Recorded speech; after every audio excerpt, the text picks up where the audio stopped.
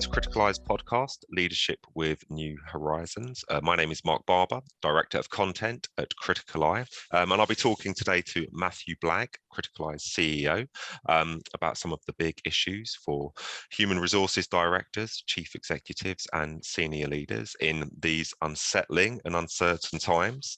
Hello, Matthew. How are you? I'm incredibly well, Mark. I'm looking forward to spring.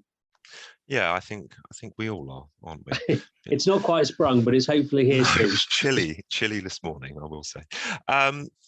We've just had our HRD retreat, and I thought that would be a good starting point for us. So it's our first retreat of the year. Great to have a physical event and get everybody together. But yeah, I guess we'll talk about some of the themes to emerge from that. I guess as a starting point, what would be some of the sort of first impressions that you had of the retreat and things that stood out for you? I think that the exciting bit is to see the energy that comes out of bringing everyone together. And I think that everyone there, that 36 hours sort of taking away from the intensity of the cauldron, being able to share and benchmark. And there's so many people who said to me they haven't been able to properly benchmark over the last couple of years, and that ability to come together, reflect, build relationships. Again, so many people said that actually they haven't been able to establish, not that they haven't had access to people through it all, but actually that coming together, the reflection, and then that energy that it creates and insight. I think it's just incredibly powerful. So, I think that is the exciting bit. There's sort of that ability to come together again. And there was a lot of comments about actually how people were nervous. Yeah. To show you that there's as well, there is a sort of rekindling or remuscling that I think is going on a global stage, hopefully basis, because obviously every market's in a different place. But it reaffirms that there's a massive need. And there's a massive positivity there, but it is also a muscle that's got to be rebuilt. And it reaffirms the complexity. There's a lot of moving parts, and the intensity, I think, has been ratcheted up over the last 2 years. Yeah, it's interesting just looking at our different pieces of research that we produce. So across, CEOs, CFOs, HRDs, obviously, non-executive directors, number one area where they all want to improve is around seeking inspiration and fresh thinking from new areas, and that hunger's really there, isn't it, to sort of benchmark and get that external perspective. I think it's powerful on all. I think that everyone recognises that they don't have all the answers.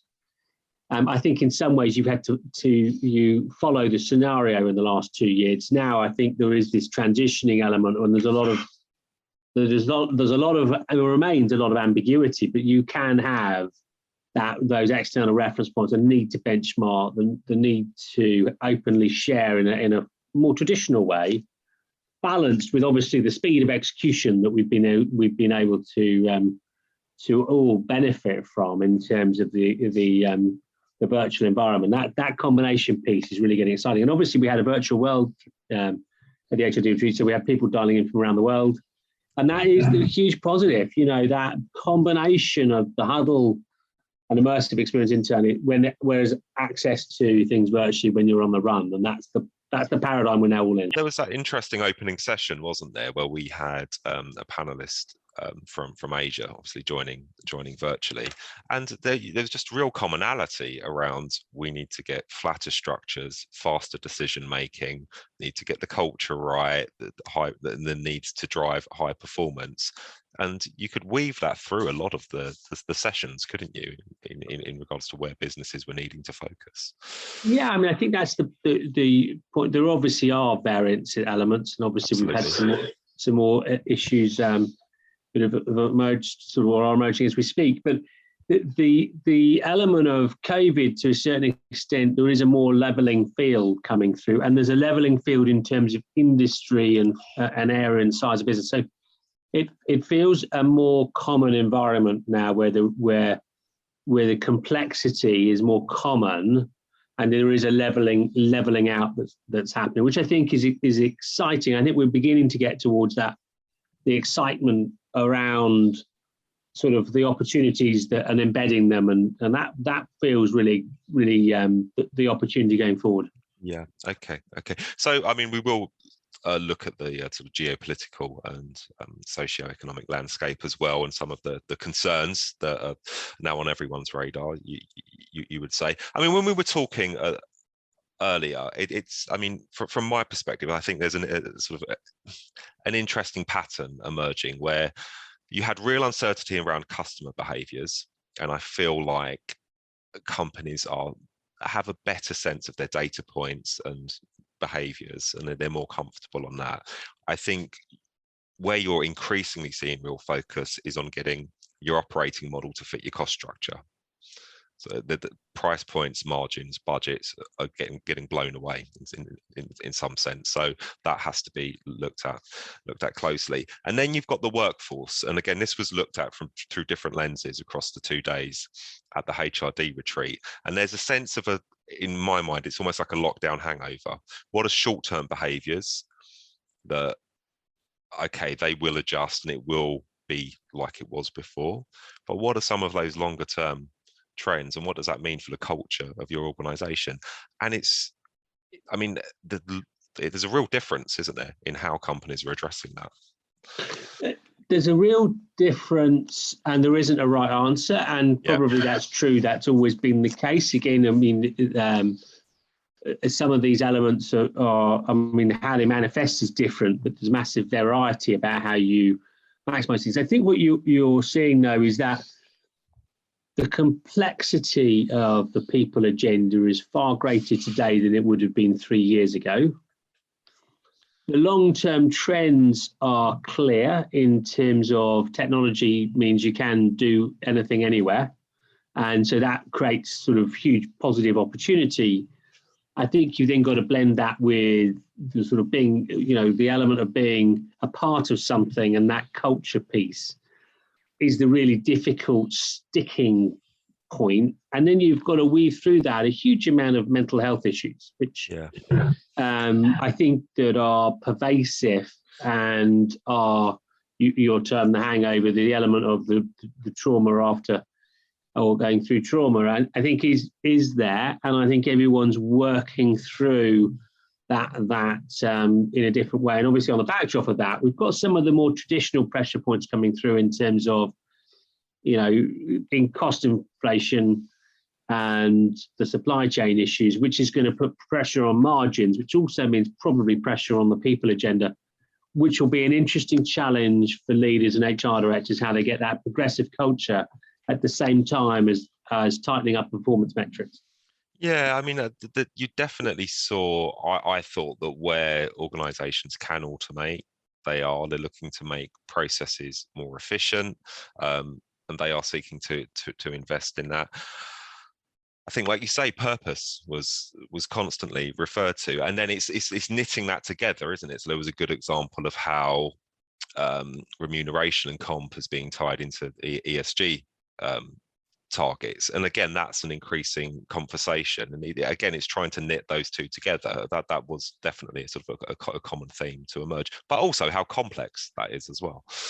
Well, there was these, we had a long session around organizational design as well, and obviously that element of the larger, more complex you are, how more difficult it is to get these things to line up, especially if you've got the purpose, but it's set up here, and then as it cascades down, and then there is this drive towards simplifying the business, and that's true. That simplification is needed from a sustainability perspective through to a financial performance objective, and an investor.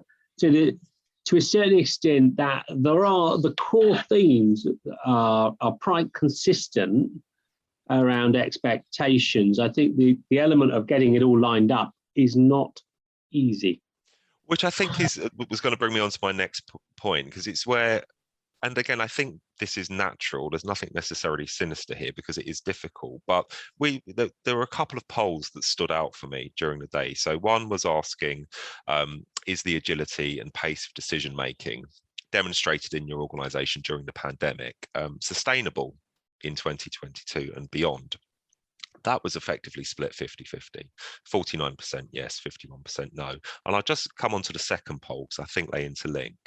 And it's, are you beginning to see cracks appear in the resilience of leaders around you after such a turbulent period, and that was a resounding 77%.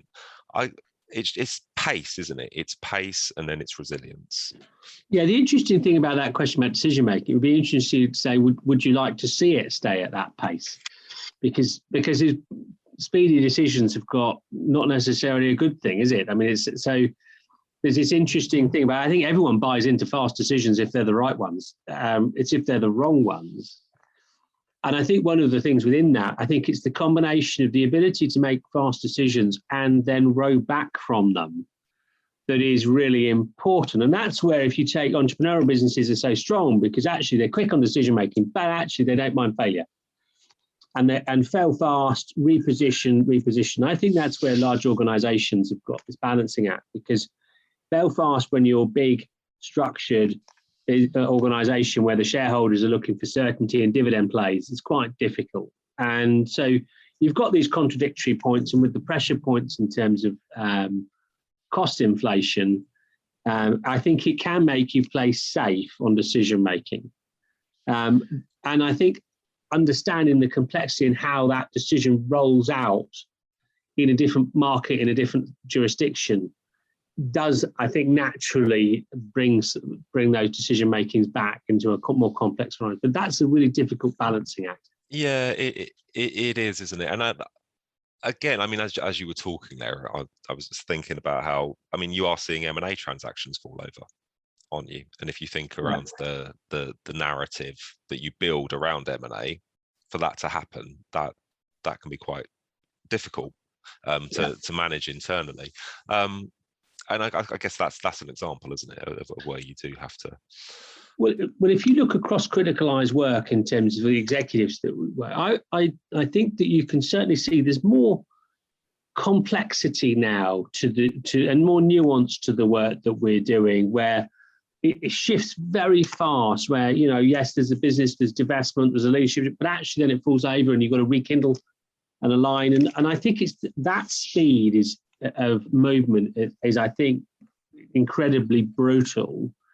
And as such, the need for different reference points, the need for fast change, that element for intellectual agility in your leadership team, I think, is essential. I think that curiosity now and the ability to think further around corners, I think, becomes really important. Yeah, and again, a point to emerge. And this should be true of any high-performing functional leadership, but it's debate, isn't it? It's having the debate, it's asking the difficult questions, but then also as an executive, making sure you're able to have conversations, maybe with a mentor, maybe with a peer outside of your organization, to be able to really think things through and maybe talk about stuff that you can't necessarily do in your own organization. Well, I think it's that sort of balancing of that trust piece, where you know, you need to have good challenge to have trust, but ultimately, you know, when your people are moving around more, it makes it more difficult to establish it. And I think that piece is really hard, and people's motivations are changing. You know, that element of what their expectations are is shifting. So it's a really interesting mix that I think comes through the people agenda. I think there was a really good debate around at the HRD retreat about the fact that the people agenda is owned by everyone, and again, making sure that is the role of the HR director, to ensure that it's at the centre of that purpose and it's not held within the function of HR. Yeah, I agree. And you can say the employee invoice has increased, hasn't it, during this time?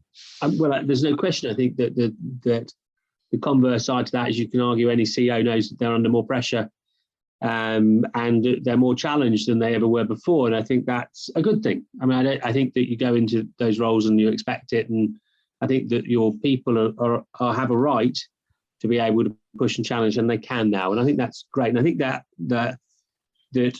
mature and competent organizations thrive in that environment. Yeah, I will come on to CEOs shortly. Just, there was another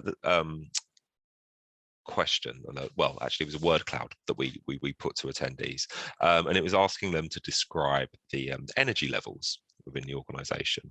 And so the size of the word increases, for those who don't know, according to the number of times a word is put into the chat function. And the two largest words were the energy levels were, the word was high, and then the other word of the same size was tired. That kind of sums it up, doesn't it? Well, it was interesting when you saw that, and you saw both those words build, and obviously around them there's that massive. So I think is that because when you unpick it that you've got these varying scenarios with individuals who have had a relatively benign environment, have benefited from them, and so in that sense that they've refreshed, and then another where they've had a pretty brutal time. It's sector dependent, isn't it? It's I think for some HRDs it has been brutal in terms of what, whereas others it's focusing on the growth agenda. There's an opportunity. The business is moving fast in a good direction. Well, I think it's not just sector dependent, Mark. There was a very honest, open discussion, as you know, with we were discussing sort of care homes at the HRD retreat. And one of the questions was someone who, their mother had gone into a care home. Now that is a small example of the people elements that have been going on globally over the last 2 years. So I think if you look at it, that energy level is as much about their personal situation as it is about the organizational situation that they've been through. Now, there's degrees of both, but I think that that element of everyone having gone through life-changing is maybe too strong a word, but a huge amount of change that was thrust upon them, I think does cause some interesting outcomes and leaves everyone slightly with some interesting mindsets about things. And you're seeing that come to the surface now in all walks of life. Yeah, I got that from some of our speakers who were joining virtually. So, for instance, if, remote working, and we've touched on this before, but if you're based in Singapore or Hong Kong, that might be a very difficult situation working from home. And then so the sensitivity you need to show as a HRD to that is different. So again, it's all the different permutations, isn't it? And how it plays out at different speeds and in different geographies. Okay. I suppose, and I wanted to move on to some questions around CEOs, but I did get a sense that the HRDs are very much in the thick of it. It's operational, but it's also strategic. They're key players, aren't they, in how businesses are now evolving and moving on. I think that it was a really good sort of, again, the HRD discussion around the relationship between the CFO and the HR director. Yes. And that alignment between people and numbers is just essential. And I think that the positive is there is more clarity about the need for them to be fully aligned. And I think that there's always been an awareness, but it's more visible today than it ever has been. So I think that bit's absolutely essential. I think, though, that so much does come down to the relationship between the HR director and the CEO. And I think that you also, that's the point that also resonated with some of the side conversations I had around the complexity in there between the dynamics of the chairman, the CEO and the CFO, and then where does the HR director or CPO sit within that? And I think that is so key to being able to be successful. And if you're not in the right place with that, it's pretty tough. Yeah, I do remember from a previous HRD retreat, there was a good description of like a strong strategic HRD will be basically keeping and understanding the rhythm of the business. Yeah, it's the tempo and the rhythm, and again, I think that's really been shown.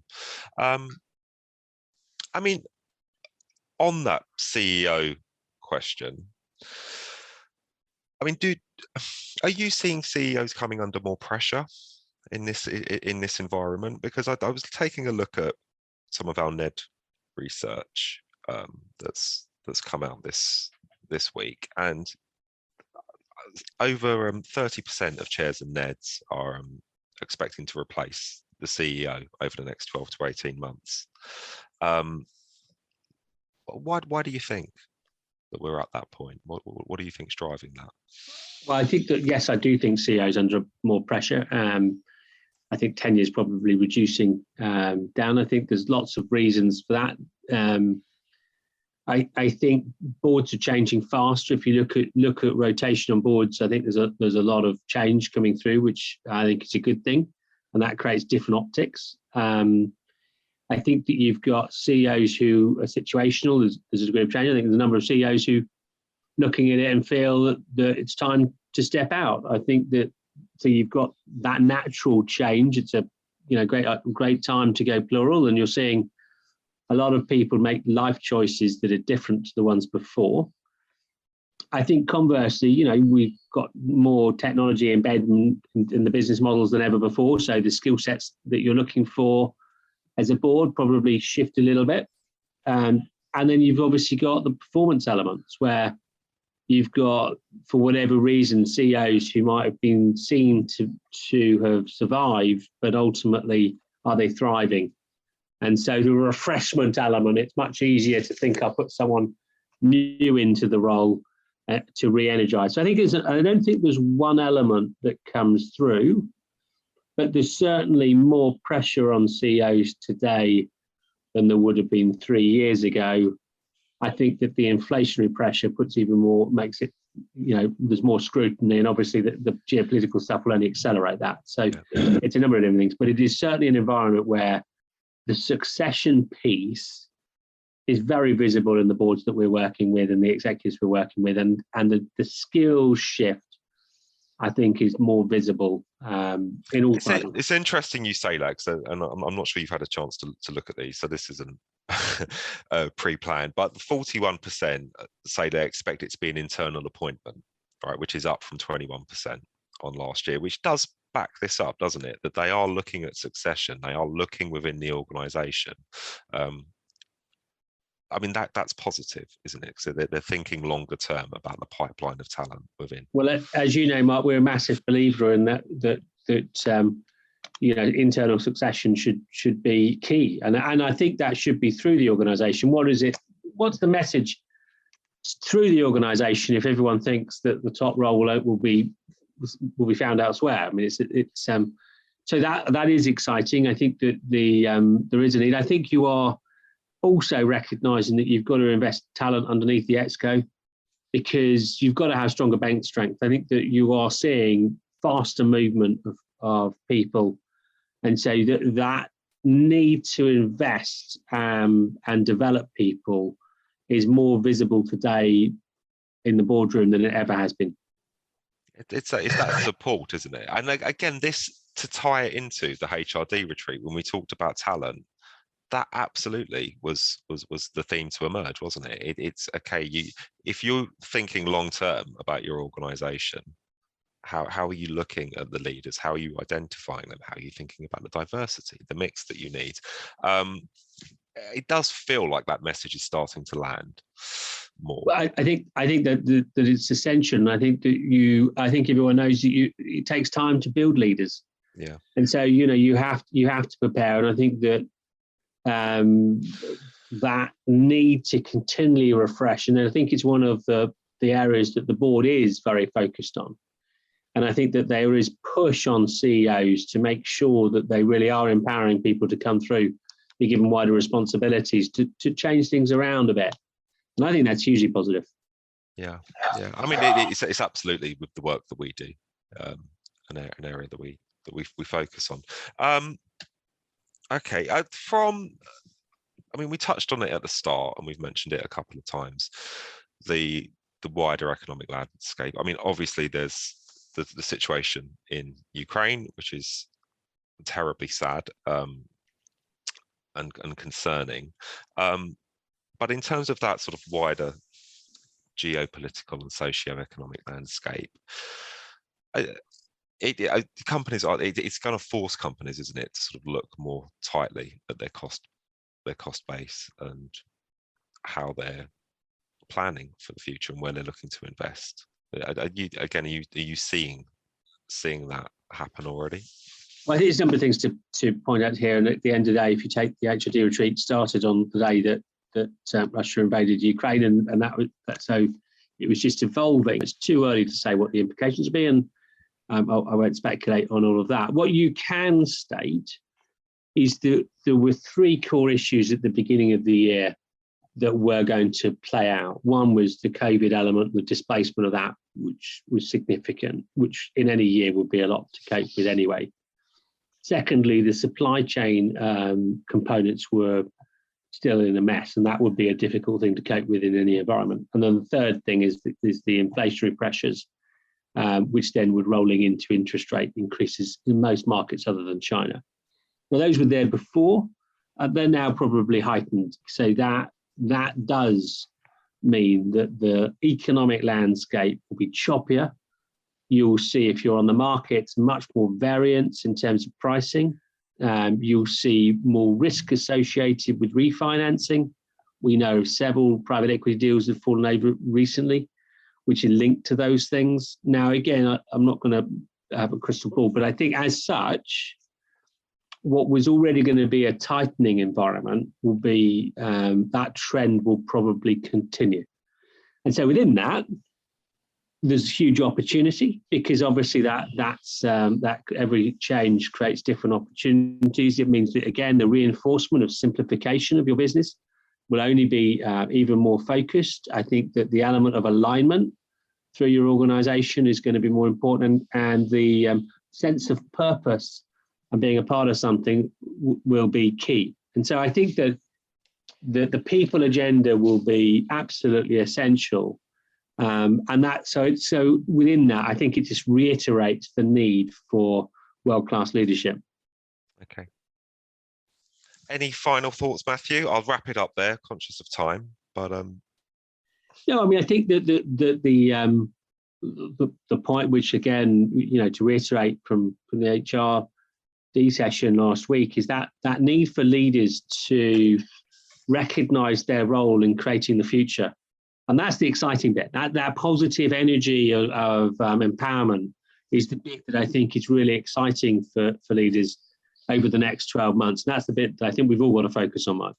Yeah, absolutely. I suppose just the other thing, like that, as you were talking, it's also, just to come back to that point we made at the start, it's you can see that there's a real hunger for leaders to put their heads up, look out, connect, meet with others, get new ideas, get inspiration. Obviously, it's always been there, but I think it is increasingly important, isn't it? And you really are seeing that. I think there's a danger when you go up through the organisation that you become more and more narrow in your mindset. And I think that's something that we should all challenge ourselves on. Curiosity is key, and the great leaders and leadership teams have curiosity embedded in them. And curiosity means they get access to all sorts of varying places. And I think that's going to be really, I think you'll see the difference more and more acutely in organizations that have that to organizations where they have very dogmatic approaches. I think that they'll struggle.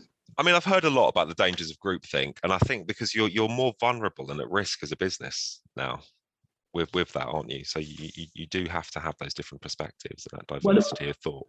Well, I also think that you've got to be able to be fluid in how you approach things. I mean, in terms of, it is a very fluid environment. So you can't, I think executives who are look for exact scenarios, I think will find the ambiguity that we're in more difficult. And I think that ambiguity and the nuance is going to be very key for us all to be successful over the next few years. Okay. I will wrap it up there. I think I did overrun, but no, thank you, Matthew, and thank you to all of you for listening. I hope you enjoyed that, and please catch us for our next podcast on leadership with New Horizons. Thank you. Take care. Bye.